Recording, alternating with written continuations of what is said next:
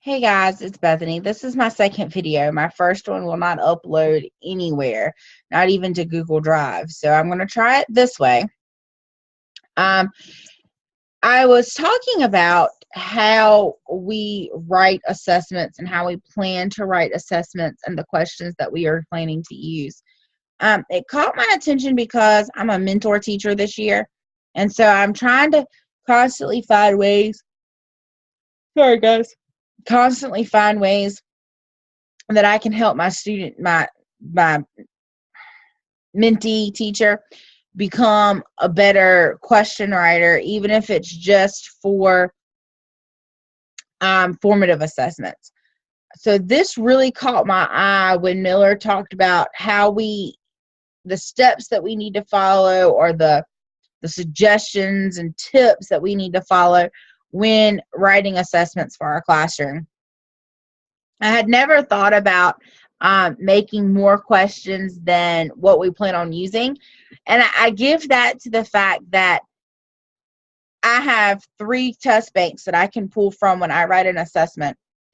And so I don't have to choose really extras because I can look at them before I officially submit the assessment.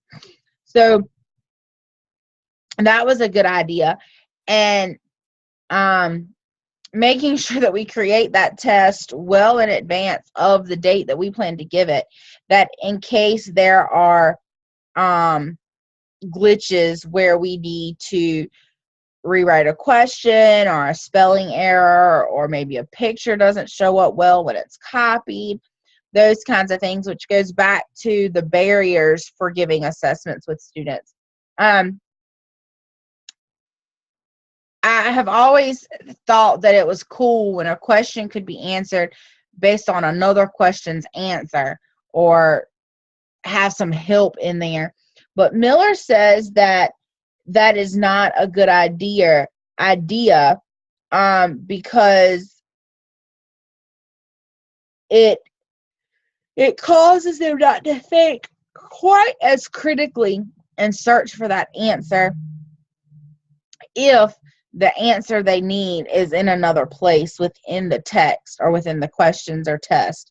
One of the biggest things that caught my attention was that making sure that there is only one agreed upon answer per question.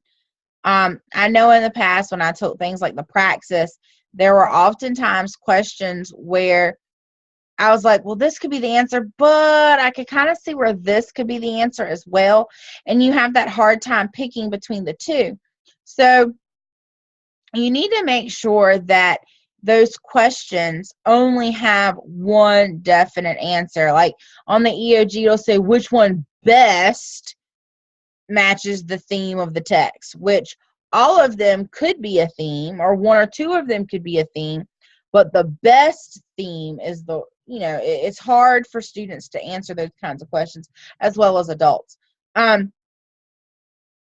Making sure that we are using our assessments to guide our learning is a big part of creating these assessments as well. Starting from the bottom up, what are your learning outcomes, and create a test. Then you can create, you can teach based on your outcomes for what your students are going to be tested on, is a big part of this as well. From my personal experience with us having Mastery Connect and Case 21 and SchoolNet, we aren't as apt to having to write our own test questions, though I often do write them for formative assessments where I'm not necessarily grading them or, putting them in the grade book as a grade, but more as a, well, let me see where you are.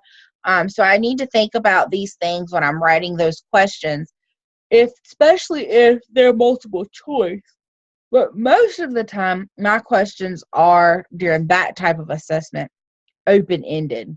So checking them to make sure that, they are on grade level for the students. They're not below grade level, so that they're really easy, and they're not too above grade level, because the vocabulary that may possibly be in them could be too high for them to understand, and therefore not help them be successful on that assessment.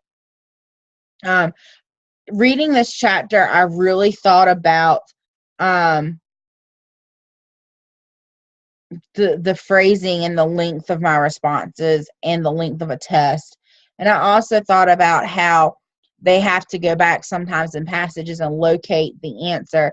If it's going to be a question that takes an extended amount of time, I might need to make that question weighted more in the test, since it would take longer for them to find the answer instead of just giving them multiple questions along with that one. And, being sure to focus on improving the learning of the student and not stressing them out on a simple classroom test.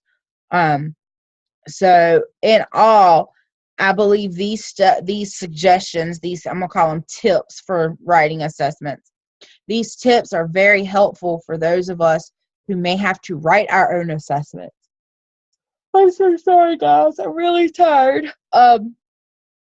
And then I can help also my mentor teacher, my mentee, understand how writing assessments is important and some kind of do's and don'ts of writing assessments. I look forward to reading some of y'all's not reading, but watching and listening to some of y'all's videos and responding. I hope y'all have had a good week, and here's to another week. Have a good one.